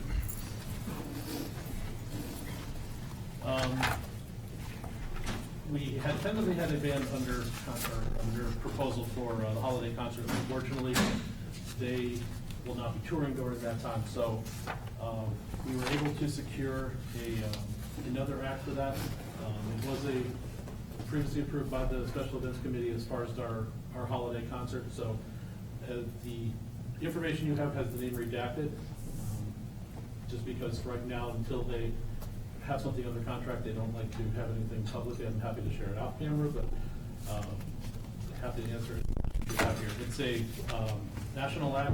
The price tag does include all the backline lighting, sounds, so there'll be no additional charges that we'll have to incur, so basically it was all for one. And it's comparable in pricing to what the other ones have been. It's actually coming a little cheaper. So the other one stopped their concert? No, their last tour date is November 16th. They pick up in January again, but they were going to do a short holiday tour. But the guys in the band would rather have the time off Okay. than the money. Okay, gotcha. I motion to approve the $14,000 for operating expense. Second. Any comments? For discussion, for the, last year we had a donation that went out to an organization. That's, approving this is not approving that concept, right? We're going to No, discuss it was actually on the list.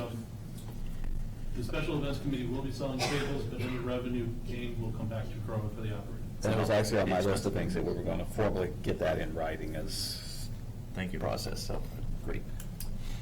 Any other conversation on this particular item? Call the vote, all in favor? Aye. Aye. Any opposed? Passes 4-0. We're dropping board members right and left. Well, Jackson's still around somewhere because his leadership. I saw him run to his car. Okay, website launch and post-implementation support, where do we stand? So we are at the tail end, and at the last meeting, we were discussing getting a few residents to take a quick look at it and see how they can navigate themselves through the website. I did touch base with Vanessa, and we do have a couple of residents taking a look at that right now. We did not hear feedback yet, but they were supposed to look at it for a week's time, and that should be over this week. And we did reach out to the developer to see if there was some type of support that they could provide for us here on site when the website is released, so that if we hit any issues, anything, I can't even anticipate anything, but if we do hit any issues, we do have their support here, and they did come back with just a initial cost for two of their developers, one being the owner as well as the developer who's been working on the website. And we're taking a look at 2 weeks from now, that's the 20th. I don't know what that Monday is. The 20th is a Monday. 20th. Yeah. Don't say dates anymore, please. Pardon? Don't say dates anymore. Real quick, so at the last meeting, we talked a little bit about a May 1st opening or launch of this, and the board gave us clear direction that May 1st was not a deadline that needed to be met because we wanted to have residents look at it, and then we wanted us to talk to the company about providing support for the launch. So that's what Patrick has done. And then Mr. Anderson provided a page worth of comments that Patrick has addressed and has come up with answers to and changes to the website for that. So where we're at now, bottom line is the review by residents is taking place. Hopefully we'll get some feedback shortly. And then we can get an approval from the board. I think it's around, if we just got the proposal, it's around $5,500 to have them come in for support during the launch of that website. Now, the technology committee was not overlooking any of this, from what I No, gather. it's just, we're so far along in the process, and to add another layer, the board gave direction just to have some residents, some power users to look at it. Interesting, okay. Is there, do you need more residents on the website or not? Yeah, we can always.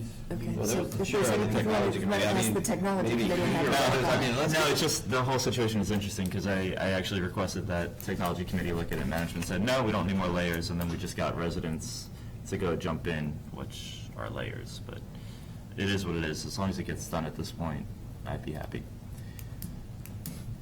I would be happy having a few more people kick the tires. Do we have anybody who are like back porch experts? Well, that's what we were looking at, and that's what, those are the people that we had given to, that I had given to Patrick, a couple names. But there's more people.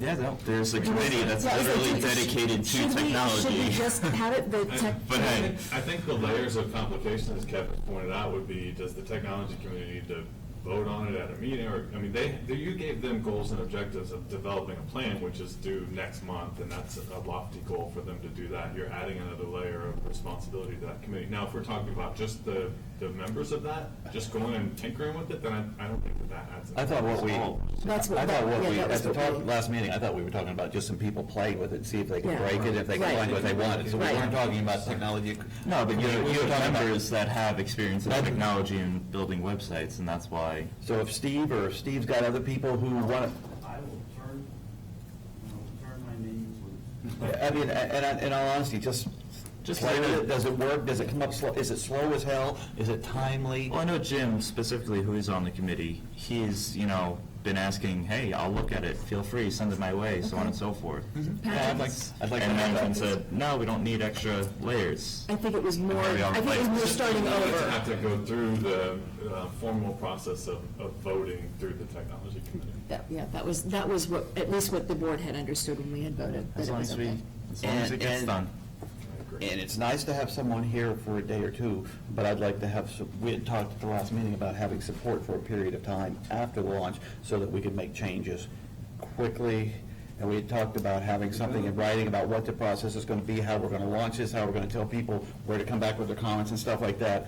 It'd be nice to be sitting around in September and October and having people say, thank you, this was a great launch. Do we That's, have to have those people here, or can they do it remote? No, Yeah, so the other Send them the thing, link. the other thing I would say, Steve, is just get with Patrick so that all the information gets to Steve and Kevin's committee for the And then we'll technology. bring back at the next workshop the approval for the additional support from the developer to come through the launch, and we can talk a little bit more at that meeting, what the plan is through communications on getting the word out to the residents. and support for an even longer time afterwards as we have things evolve, which we will.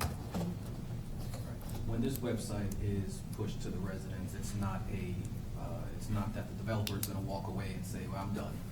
They are here for us, it's a representation of their product, so they're here to support us. Thank you. Any other discussion on All this right. or not? Any other comment on this? Okay, let's skip the top 10 priorities, which is going to take a while. We got Danny here. Let's go to the dwelling units and impact fees.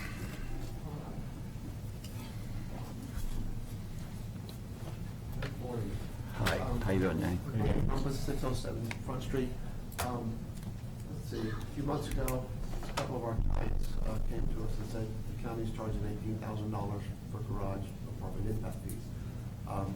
We formed a very loose committee and started doing some research, and to get to the point we're on now, the easiest and best way to fix it is to amend the Celebration PUD. We sent it to Disney to ask if they would do it, and they said they would support it, but they don't want to do it. Speaking to Dave Tomac several times back and forth, they'll let me do it as an architect. We've got the PD, we've got it pretty much marked up, I've got the application. I think we could probably have it submitted within a week or so. The only other question is there's a $1,000 fee to do that. And I don't know, I kind of wanted to see if the board might be able to pay for that, because it's really going to benefit everyone in Celebration that ever wants to do a garage apartment. Yes. I just have a question, and I'm not sure you're going to be able to answer it, Danny, but since CROA is not a signatory to the PUD, it is not our document, and it's not ours to make the changes to. If we reimburse a $1,000 fee, does that in some way change our relationship to that document, or make us bound by the document, or relying on it? And that may be a question we have to take to council. to determine. I mean, I'm not opposed to reimbursing the fees, but I don't want to do it at the cost of reference by incorporation, that we're suddenly now part of the PUD. Do you understand what I'm getting at? A bit. I think they're two different conversations. I do think they're two different conversations, and we can talk offline about that if you'd like with council. Council has some information on that document that we can touch on, but I would make a motion to go ahead and pay for that $1,000 as the board. I think what you all have a legal opinion from council that you do not have governing authority over the PUD, that it was a developer document with the county. I'm not aware of any additional information from our council at this point. Are you, I mean, the motion hasn't been seconded yet, but are you saying that there's privileged information from our attorney? On I my don't know what you're referencing. town center side, I have information which Tom Slayton is aware of from our attorneys on that end, so. Well, could we do it this way? Could we just say, if Danny fronts it, and then we can look into this, that way he can get the application in and get it done and get this over with, and then we can always look at the funds reimbursement at a later date. I guess I just have a question. I know we don't really have a second for the motion. I'm not familiar with how, has this been going on for a while, or is there some, I guess I don't understand why all of a sudden now it's a problem, I guess. It was sometime a few years ago, the PD was amended, and in it, it said in the garage apartment passages that the residents would pay impact fees, but somewhere also in there, which I can't find, there was a date to start that. Okay. Well, the county overlooked it or never saw it until somebody at a permit application said, oh, the owner's supposed to be, you should have been paying these before, and I don't remember the exact They date. updated the software, didn't they, and it didn't transition completely? I don't know. Is this when the PUD was updated by TCC? Because that's who would have updated it. Yeah, it wouldn't have been us, that's why I'm confused. No, you guys, I No, don't it think you wasn't guys us. have ever updated. Right. We can't. But TCC We're not- did it, and you we're not put it in there, and I don't know if anyone noticed it. The county didn't even notice it either. So is this a CJC expense? I always think, yeah, I don't know how it's. You could, but I mean, it's within the spending threshold to do $1,000. The only problem, I think the important piece to this is that it's TCC's as the developer to the county. TCC has said to Danny, or to the county, we're not interested in updating or paying for it to get updated this time. If you want to do it, go ahead and do it. So where does Danny fall underneath the source of authority is the real question. He's trying to make this fit, but Right. what source of authority does it fall under? And it could come out of CJC funds. Ultimately, that would require a vote of CROA and CJC. I guess my concern with going down this is a rabbit hole. Are we now going to be asked to go for anything else anytime we need to change something for TCC? And I'm not opposed to necessarily doing the $1,000. I just want to make sure that we're going in with this with both eyes wide open. Well, so my question is, if you go CJC route, and TCC's already told them no, they're They say already no. controlling CROA and CJC, so it doesn't get the results that Danny's looking for. Well, or did TCC say they weren't They going to weren't pay going to for cover it? it, yeah. They said they didn't want to go through the process. Mhm. They would support it. And, Right. And so once it's, the application is submitted, I'm sure that they will be contacted, but let's say. So you have the CJC support then, based on what you just said, right? Getting the vote. I mean, So it didn't, did you say it didn't sound like we would be able to get the vote? I don't know. Oh, I was like, I don't know. I don't think so, they support They are it. the representatives. Laurel, come on up if you have a comment. Yeah, I just had one quick well, question. they said they would support it though, right? I didn't- That's I what think Danny it said. I think- Go ahead. So I'm just confused, and maybe Danny can clarify. It's not really about who pays it. I'm confused with who has the authority to amend it. So if Danny can amend it, but the only argument is the payment, under what authority is Danny amending it? As a resident, as an architect, as an employee of somebody? That's what I'm confused, just on the authority. Somebody could speak to that. And who are you amending, yeah, on behalf of who? I didn't think anybody could amend it other than TCC. So if you're doing it for them or on behalf of somebody, who? That's what I was confused by. I'm doing it as an architect, and going back further, home business. Well, you're doing it as an architect on behalf of TCC? No. I don't- On behalf of an owner? On behalf of several. He's an owners of the architect company. that community residents in Celebration that would like to put a garage apartment up are not able to strictly in celebration, and this would actually be, if another architect wanted to come in and do it, you're not making anything off of it, you're doing for the greater good of celebration. Just like a resident coming in saying, hey, this is something that I'd like to do, how can we work together as a community to do it? It's not an ARC approval either. This is impact fees that they're paying. Correct. Based on this. So it makes the projects to where they just aren't. They're not doable. Feasible. Yeah, another $18,000 on, just to, on top of what you're doing for construction. It's not Got like it. he's doing it on behalf of TCC though, just TCC saying, if you want to do it, go ahead.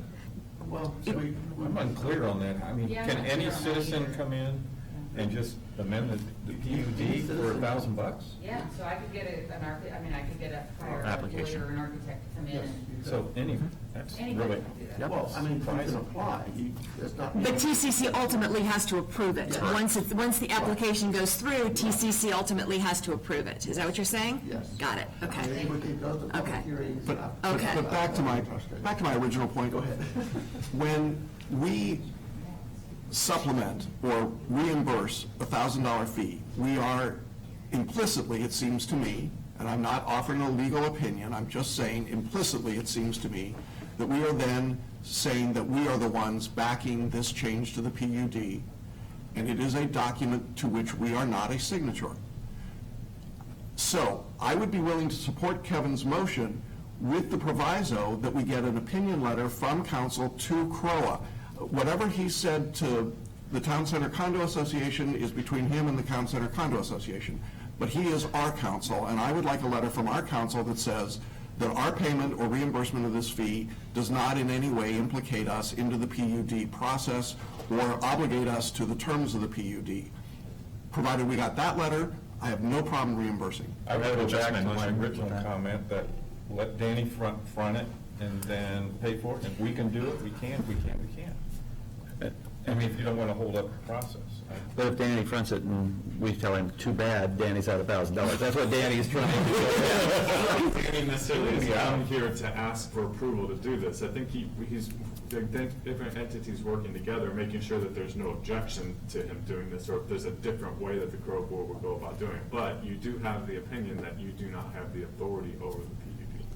I think it's fair to say that it is to the benefit of our residents if they are not having to pay impact fees. So I think doing this on behalf of of Celebration residents, I think that fits in there, but I agree, we don't want to be affiliated with the There's a PUD. much bigger question here, with all due respect. And the question of the PUD may be the controlling question for this board over the next 2 or 3 years, in my view. And I am very nervous about going down that rabbit hole and engaging in something that is on one very reasonable standpoint, and suddenly finding ourselves in a completely different world and saying, whoops, we should have thought about that decision before we got ourselves wrapped up in the PUD. Yeah, I agree. I actually think I agree with that. As I'm sitting here just thinking about We've got 3 or 4 garage apartment folks we're working with, and we could probably all, 3 or 4 of them come up with $1,000. I mean, if they're just paying $300 or $400 each instead of $18,000 each, I'm Big sure they difference. would do it. And if it's a problem, I mean, I would certainly agree with Jackson, get an opinion. If I would very much like to have the opinion, because I'd like to go a little bit further and know why it shouldn't be a CJC expense. At least that totally is above us in Kanoa, and it's, I think it's a great question. When is the next CJC meeting? Pardon? When's the next CJC meeting?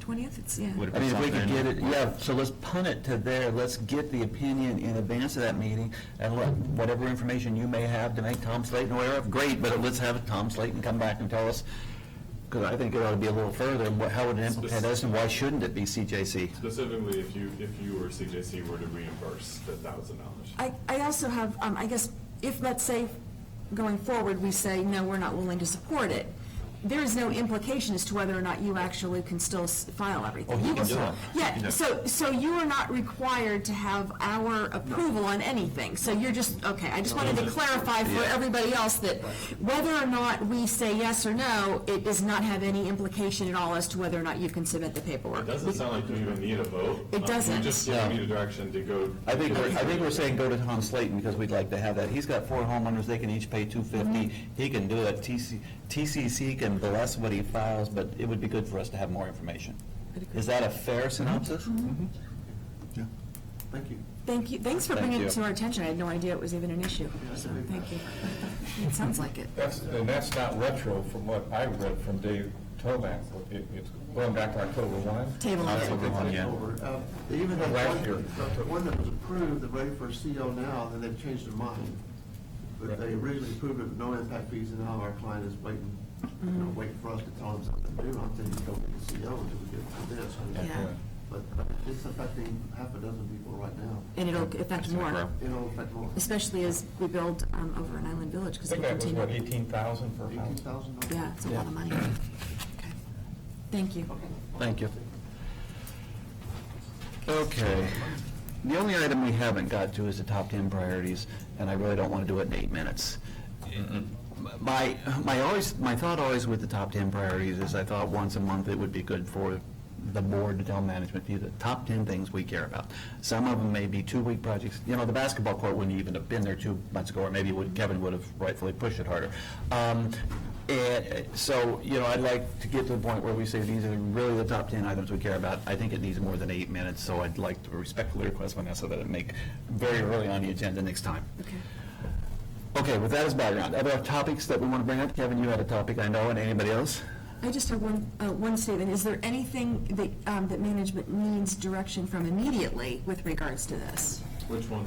Regarding the top 10 priorities, is there anything that any direction that you require from us immediately other than the basketball courts that we already addressed? Everyone has a work plan, all the departments have their work plans, and Okay. they're working on the projects that are currently Okay. budgeted and talked about during strategic planning and last year's strategic planning and level of service. So if there's anything that would trump those, then that would be, we'll wait for the board direction on Okay, that. thank you. I'm done now, thank you. Okay. Website, very high. The question had been asked of me earlier, the 4th of July is a CCS expense. Want to make that clear one more time for sake of the record. Anything else for this meeting? Motion to adjourn? Second. All in favor? Aye. Thank you. Formally adjourned.